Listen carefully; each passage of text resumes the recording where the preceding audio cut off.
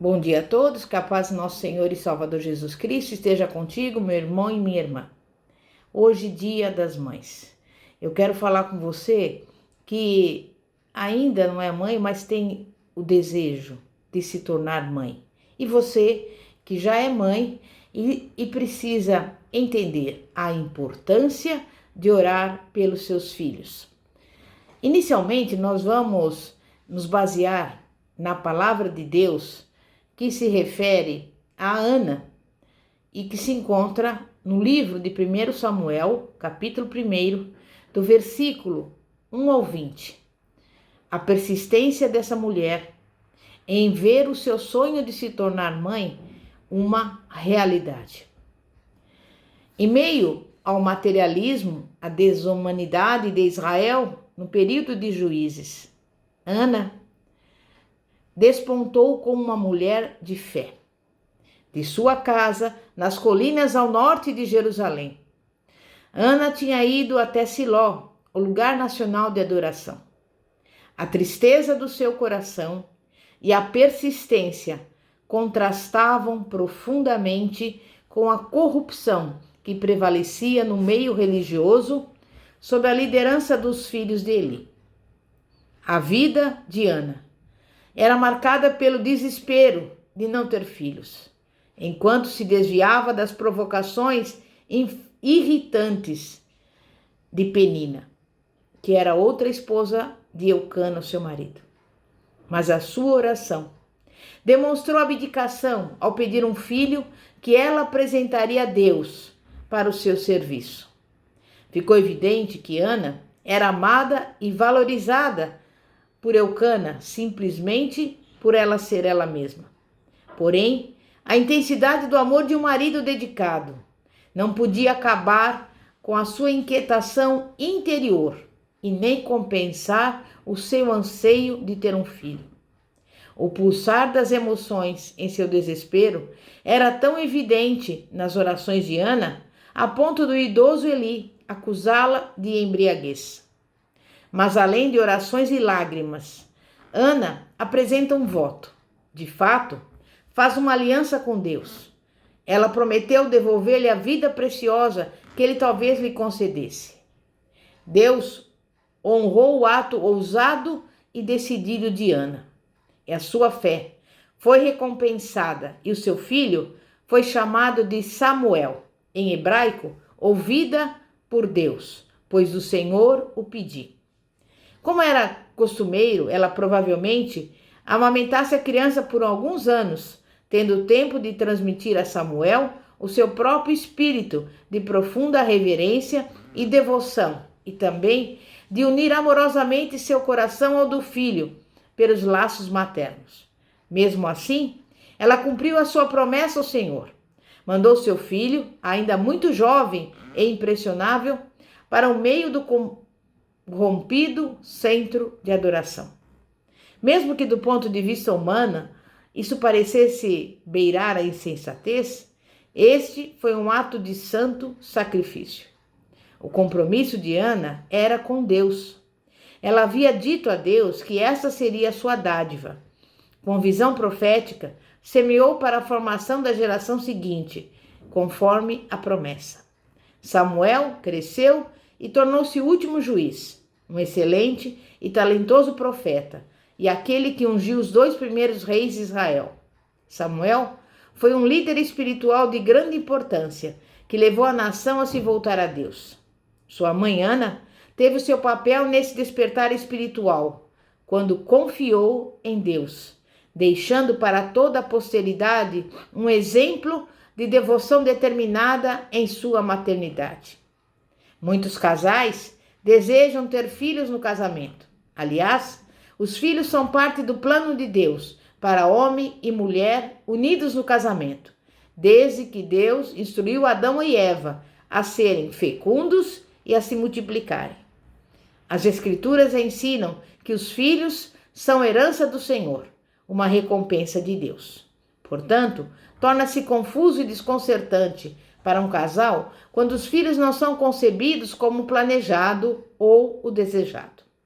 A esterilidade é definida pela comunidade médica como a incapacidade de alcançar a gravidez depois de decorrido um ano ou mais de relacionamento sexual sem o uso de contraceptivos, ou a incapacidade de levar a termo repetidas gestações. Atualmente, mais ou menos 15% de todos os casais são inférteis, mesmo havendo numerosos casos de infertilidade em mulheres e homens. Avanços na medicina tornaram possíveis diagnosticar e tratar muitos deles. Ainda assim, depois de anos de tratamento, muitos casais permanecem sem filhos. A decisão sobre lidar com o momento de conceber, sobre a utilização de métodos para a fertilização ou sobre a adoção de filhos é responsabilidade que compartilham diante de Deus, o autor da vida. Falta de filhos não é uma falha, desde que seja esta a perfeita vontade de Deus para o casal. Casais estéreis não foram abandonados por Deus. Casais que enfrentam problemas de esterilidade podem experimentar uma enorme carga emocional no decorrer do tempo. Sentimentos de abandono, de raiva, de autocomiseração, de tristeza, de baixa autoestima ou mesmo de culpa. Não importa o quanto o impacto da esterilidade afete o casal, o sofrimento pessoal é muito grande. Em razão disso, vamos orar por todos aqueles que sofrem desse mal, a esterilidade. Deus não dá filhos a todos os casais, reserva bênçãos diferentes para casais estéreis. Apesar de podermos imaginar como viviam certas famílias da Bíblia, nenhuma dessas mulheres notáveis foram associadas com a bênção de gerar filhos. Miriam, Esther, Priscila, Maria, Marta, Maria Madalena. Como Sara, Raquel, Ana e Isabel. Qualquer mulher hoje em dia sente a mesma dor pela infertilidade. No entanto, uma vez que perceba que a gestação de filhos não é a única responsabilidade que Deus coloca para o casal cristão, a mulher sem filhos descobre a alegria verdadeira em suas tarefas diante de Deus. Ou então, podem fazer como Ana, clamar ao Senhor e repreender o espírito de esterilidade. A cada casal cabe a sua escolha, ter ou não filhos. Se preferir a maternidade, saiba que as mães têm um relacionamento singular com os filhos, repleto de compreensão e de perdão, assim como de afeto. Porém, alguns filhos, uma boa mãe também precisa ser firme, esperando e exigindo o devido respeito. As mães devem controlar a situação para que possam receber as suas bênçãos. Se estiverem ocupadas ou sobrecarregadas demais, não estarão prontas para receber.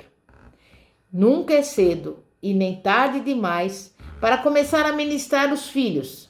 Joquebede e Ana são duas mulheres da Bíblia que com frequência servem de fonte de encorajamento e de exemplo. Essas duas mulheres fiéis só ficaram com os seus meninos até que foram desmamados, que naquela época significava talvez 3 ou 4 anos. Depois disso, Moisés, por exemplo, foi enviado para a opulenta e imoral corte do Egito, e Samuel foi mandado para o templo, a fim de ser treinado e educado por um sacerdote idoso, que não havia sido capaz de educar os seus próprios filhos. Porém, tanto Moisés como Samuel, ao crescerem, tornaram-se grandes homens de Deus. A influência de uma mãe sobre o filho nos seus primeiros anos de vida é tão essencial quanto aquela de Joquebede e de Ana, que sem dúvida mais tarde foi de vital importância ao sucesso dos seus filhos. O nosso conhecimento de que há um propósito do Senhor na vida de cada um que nasce nesta terra se amplia quando descobrimos que a Bíblia declara que os filhos são sua herança. Salmo 127, versículo 3 diz: herança do Senhor são os filhos, o fruto do ventre, seu galardão.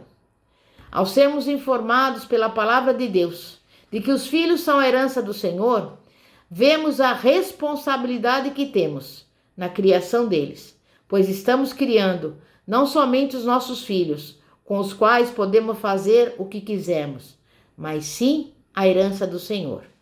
E com esse entendimento, a nossa responsabilidade aumenta. Não podemos tratá-los como se fossem pequenas feras, que precisam ser amansadas na base do chicote, bem como não podemos deixá-los fazer o que quiserem.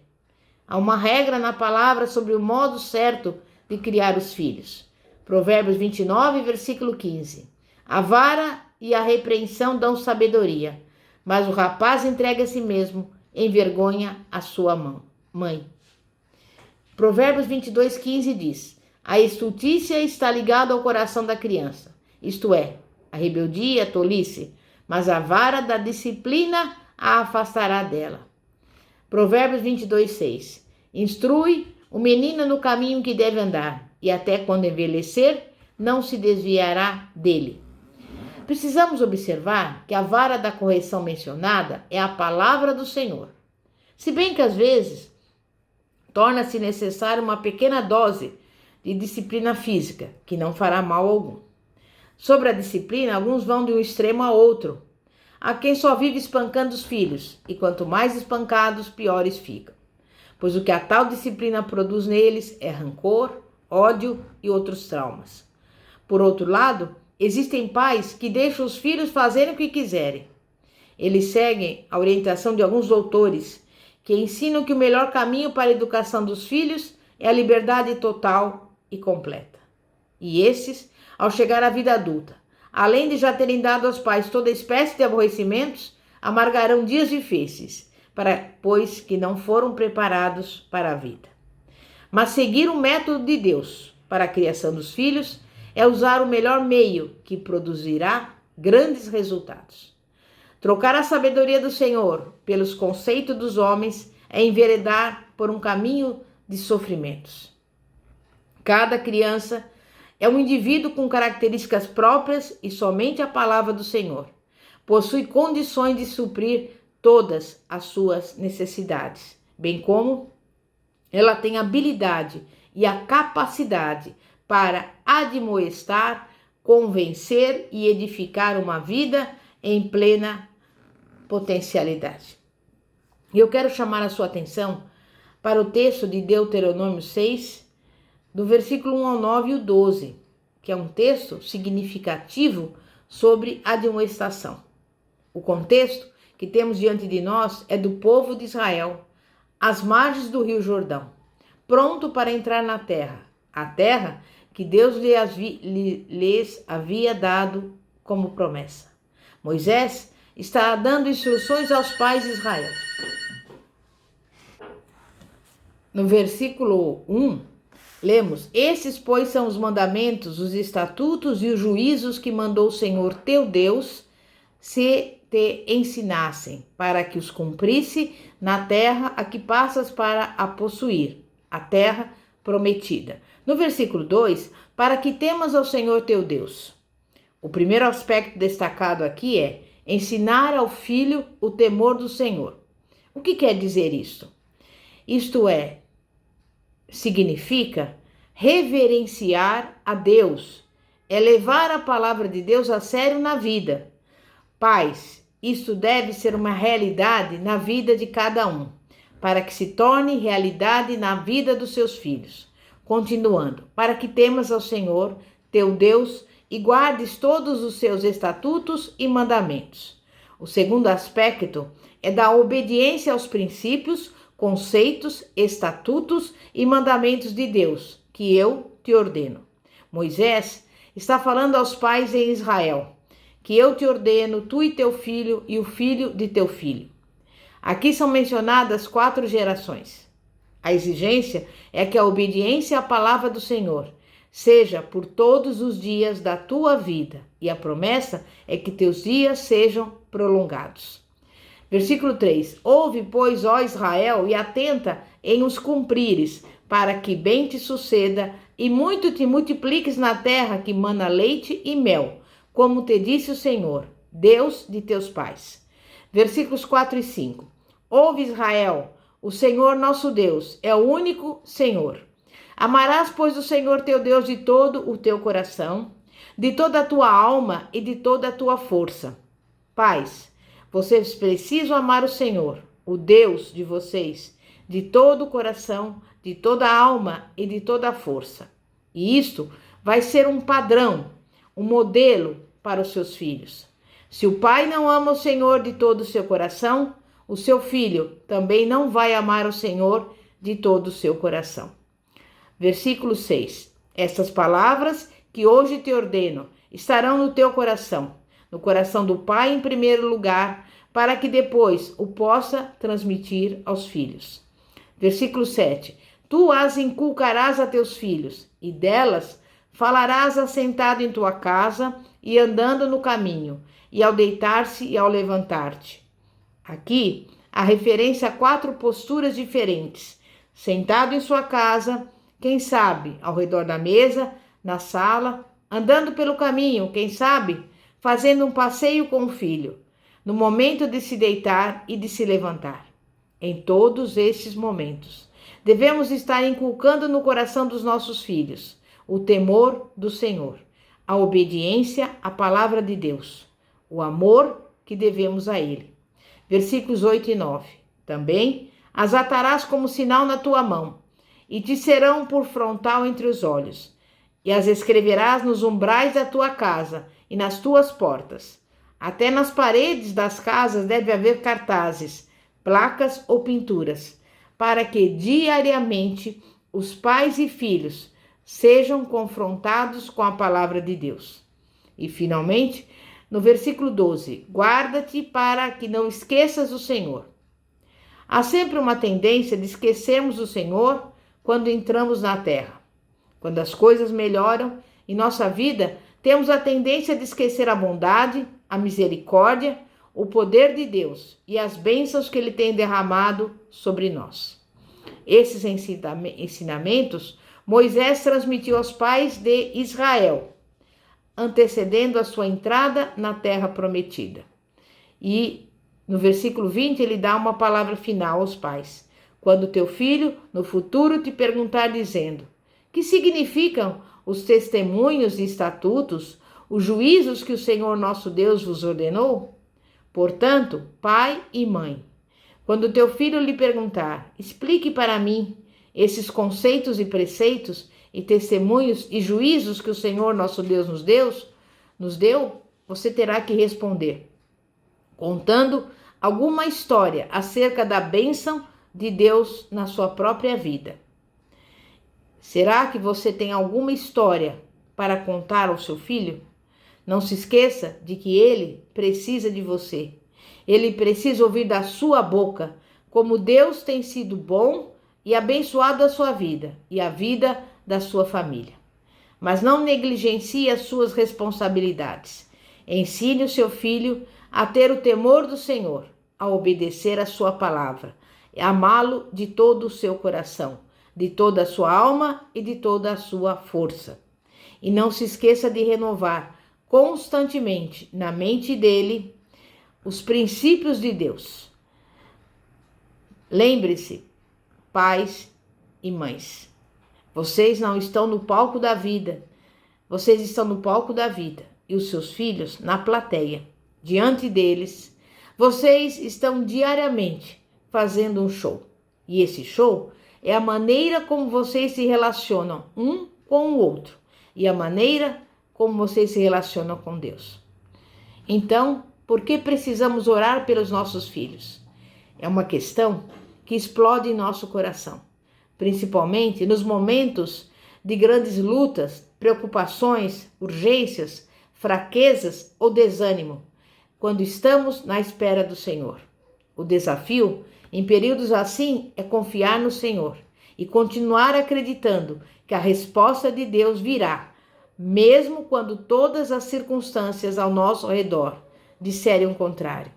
Enxergar além das aparências é um exercício de fé que gera a força e a paciência necessárias para esperar o tempo e a vontade de Deus. E enquanto isso, orar. A oração precisa ser compreendida como a busca pela intimidade pessoal com aquele que nos deu a vida. Precisamos compreender que estar em oração é viver direcionando ao Senhor tudo o que há em nós. A proximidade divina que sentimos por meio de um estado de espírito de constante oração é o que nos dá segurança para sabermos quem Deus é. Não podemos deixar de orar, até porque é um grande erro nos afastarmos da convivência com o Senhor, proporcionada pela oração. Este é o grande mal dos cristãos dos nossos dias, a falta de intimidade com o Pai. Vem daí a importância de estudar a palavra de Deus, aprofundar-se em seu conhecimento e entender o que ela diz sobre conhecer o Pai. Precisamos orar pelos nossos filhos, porque a vida como conhecemos no passado mudou e as mudanças são irreversíveis. A pós-modernidade rendeu às mulheres mais autonomia e excelentes conquistas profissionais e, por outro lado, um profundo sentimento de tristeza e frustração, com altas estatísticas de perdas na área familiar. O sentimento materno é uma das mais fortes expressões de amor humano, se não a maior delas. E na esteira desse forte sentimento vem a compreensão de que, por mais que as mães amem os seus filhos e estejam dispostas a fazer os maiores sacrifícios por eles, só Deus pode guardá-los e livrá-los plenamente de todo mal. Só as mãos do Senhor conseguem estar estendidas sobre os filhos por todo o lugar em que eles andarem. Deus tem o pleno controle de tudo que acontece conosco. Ele nunca dorme, mas ele está sempre atento e a tua atenção se volta aos mínimos detalhes de tudo que nos cerca. O Senhor sabe aquilo que estamos passando agora.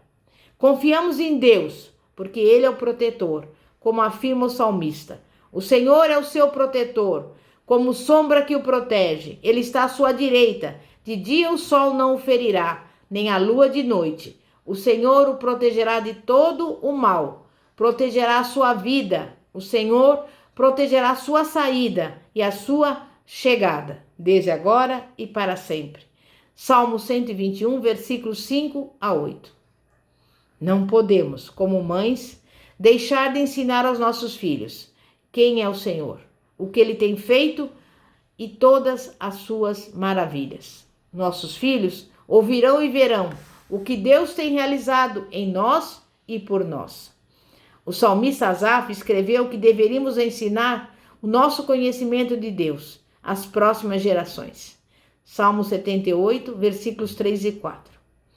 Cada geração deve transmitir as maravilhas do Senhor. Os pais são os mestres que mostrarão aos filhos quanto o Criador é amoroso e perdoador. Essa é uma corrente que não pode ser quebrada, sob pena do prejuízo ser grande demais. É extremamente importante que os pais transmitam a fé aos filhos e que sejam a primeira fonte de instrução sobre Deus para a criança. O Senhor levantou as mães com uma missão importantíssima. A função da mãe na família, na criação dos filhos, na oração por eles, não pode ser assumida por substituto algum. Enfim, precisamos orar pelos nossos filhos, porque cremos em Deus e a oração é a forma mais direta e simples de nos comunicarmos com Ele. A oração deve ser feita com o coração. A Bíblia diz: acima de tudo guarde o seu coração, pois dele depende toda a sua vida. Provérbios 4, versículo 23. A oração verdadeira sai de um coração sincero, que, cheio de fé, derrama-se diante daquele que pode todas as coisas. O profeta Jeremias, por exemplo, ele estava triste devido à assolação que a Babilônia levara a Judá. Mesmo sob o jugo de opositores pagãos, ele não muda a sua fala e permanece afirmando quanto Deus é fiel.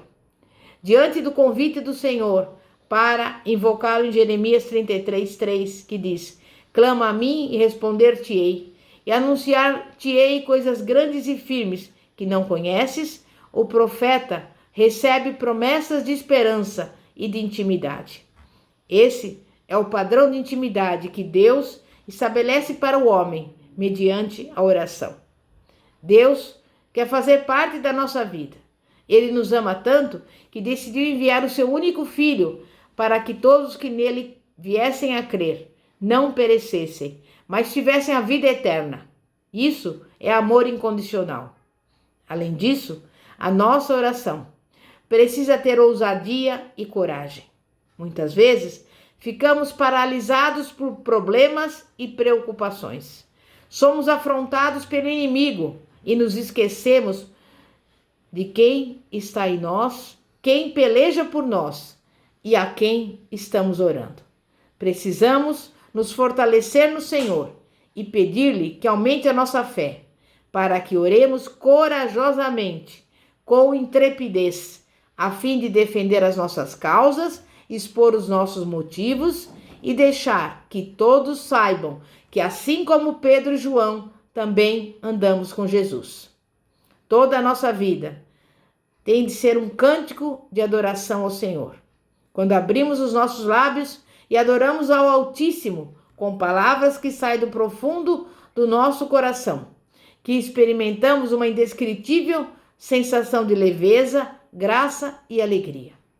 A nossa adoração se manifesta em palavras e cânticos, mas também por meio da nossa vida e de um coração que transborda de amor. Tudo é motivo para agradecer diariamente ao Senhor. O amanhã será outro dia e vamos agradecer de novo. O que importa é agradecer hoje. Mães que oram pelos filhos têm um excelente motivo para que o seu coração seja grato a Deus. A fidelidade demonstrada pelo Senhor ao lhes dar uma herança para cuidar. Que responsabilidade! Sejam os filhos bonitos ou feiozinhos, obedientes ou rebeldes, amorosos ou ariscos, do ventre, do coração ou espirituais, de perto ou de longe, não importa. Todos são motivo de gratidão a Deus, por tudo que Deus nos dá e também pelo que Ele, sabiamente e com amor, não nos concede. Precisamos sempre fazer de nossa oração um momento de gratidão ao Senhor. Devemos entregar os nossos filhos ao Senhor, na certeza de que Deus cuida deles. Também precisamos orar pelo futuro dos nossos filhos e netos, intercedendo pelos cônjuges que Deus porá ao lado deles para formar uma família e pedindo que sejam servos do Senhor. Além disso, a oração é fundamental na batalha espiritual e precisamos saber quem é o inimigo para que possamos enfrentá-lo com eficiência. O inimigo existe e exerce influência sobre este mundo. Precisamos ter cuidado e estar informados sobre como lidar com as forças espirituais da maldade. Nossos filhos vivem sob constante ameaça. Não importa se são crianças, jovens ou adultos. O seu dia a dia é uma luta constante no plano espiritual. Como mães, precisamos estar vigilantes e a espiritualidade dos nossos filhos deve ser alvo das nossas orações, tanto ou mais que áreas como estudo, amizades ou lugares que frequentam, futuro profissional e também outros aspectos da vida. O fato é que eles são bombardeados por todos os lados para que se afastem dos caminhos do Senhor, ou que nem mesmo venham a render-se ao senhorio do Salvador. Essas ameaças levaram o apóstolo Pedro a escrever o aviso: estejam alertas e vigiem. O pecado é o que mais nos afasta de Deus e os filhos precisam saber disso. Eles devem ter ciência de que o diabo está ao redor e ameaça, mas a responsabilidade moral e individual pelo pecado é de cada um. O papel dos pais, especialmente as mães, é fundamental para que os filhos aprendam a trilhar o caminho certo e não se afastem da verdade. Jesus é o único caminho que pode levar os nossos filhos à vida eterna com Deus. Nossa oração pelos filhos precisa vir de um coração quebrantado, confiante no Senhor e cheio de fé. A nossa oração precisa ter força e ousadia. Lembrando que orar pelos filhos é um privilégio. Nada pode dar mais alegria a uma mãe cristã que saber que os seus filhos são cidadãos do reino de Deus. As orações pelos filhos cristãos não podem cessar nunca. Saber que um filho está afastado do caminho da vida eterna provoca uma dor profunda no coração. Mas a boa notícia é que Deus está atento ao nosso clamor e é o maior interessado em resgatar a sua herança. A oração por um filho faz diferença, não só nessa vida, mas também na eternidade. Não podemos desistir de orar por um filho, porque cremos que no seu tempo, segundo a sua vontade, Deus responderá. Em nome de Jesus. Amém e graças a Deus. E eu convido você, minha irmã, a clamar agora pelo seu filho nesse Dia das Mães. Nós vemos a responsabilidade e a importância do seu papel. E você que ainda não é mãe, pode ter a certeza de que, como Ana, Deus atenderá a sua oração, em nome de Jesus. Santíssimo Deus e poderoso Pai, Pai de nosso Senhor e Salvador Jesus Cristo, neste momento eu peço ao Senhor por essa mulher, que tem o mesmo desejo de Ana, de ser mãe, embora ela pela medicina seja considerada estéril, mas nós sabemos que o Senhor concedeu esse privilégio de ser mãe a várias mulheres estéreis, não só como Ana, mas como Sara e outras, como está escrito na tua palavra. E eu quero que o Senhor também dê a esta mulher, Pai, a visão necessária para que ela venha a saber a responsabilidade que tem em relação aos seus filhos, a responsabilidade de orar por cada um deles, para que eles venham ser homens e mulheres que possam estar sempre obedecendo a tua palavra, que possam estar sempre no caminho certo.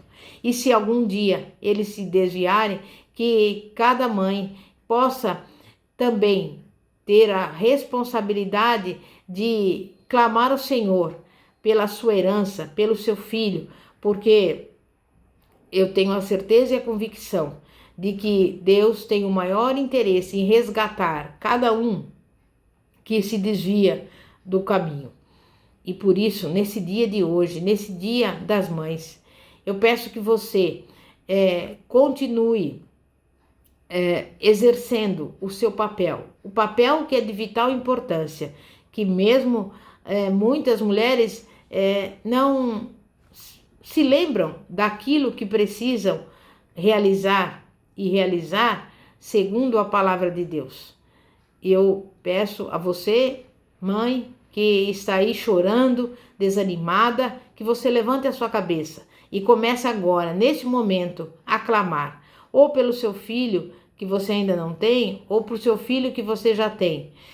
Não só aqueles que estão no caminho errado, mas também aqueles que estão no caminho certo, para que eles permaneçam na obediência do Senhor.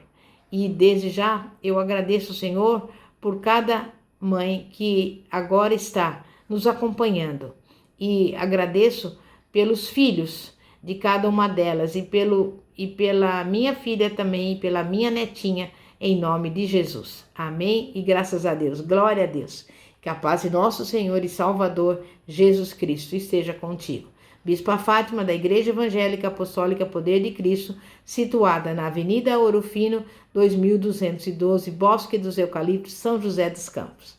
Amém e graças a Deus.